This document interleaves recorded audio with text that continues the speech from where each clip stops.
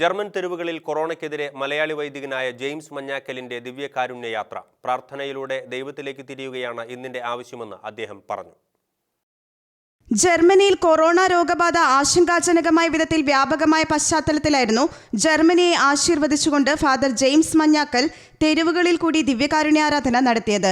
സുപ്രസിദ്ധ വചനപ്രഘോഷകനായ അദ്ദേഹം കോട്ടയത്തുള്ള CHARIS Bhavan charismatic ധ്യാന കേന്ദ്രത്തിന്റെ സ്ഥാപകനാണ്. ആഗോള വ്യാപകമായി പടരുന്ന കൊറോണ രോഗത്തെ ഭയക്കരുതെന്നും അനുതാപത്തിനും പ്രാർത്ഥനയ്ക്കും ഏറെ പ്രാധാന്യം നൽകണമെന്നും അദ്ദേഹം പറഞ്ഞു. കൂദാശകളിലൂടെ കൊറോണ രോഗത്തിനെതിരെ ക്രൈസ്തവർ ആത്മീയ പ്രതിരോധം നേടണമെന്നും അദ്ദേഹം വ്യക്തമാക്കി.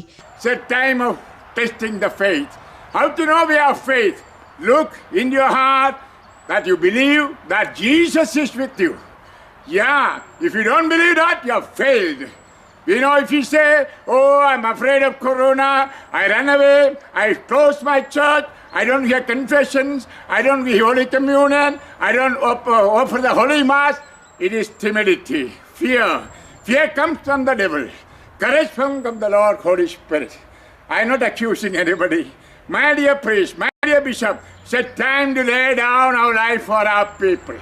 ഇടമുറിയാതെ പ്രാർത്ഥിച്ചും ഗാനങ്ങൾ ആലപിച്ചും വീൽചെയറിൽ ജർമ്മനിയുടെ വിജനമായ തെരുവുകളിലൂടെ അദ്ദേഹം നടത്തിയ ദിവ്യകാരുണ്യ ആരാധന അനേകരിൽ ആത്മീയ ചൈതന്യവും ധൈര്യവും പകരുന്നതായിരുന്നു.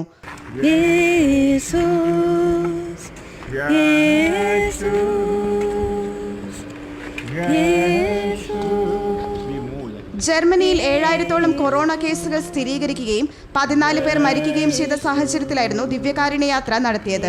International desk, Shekinah news.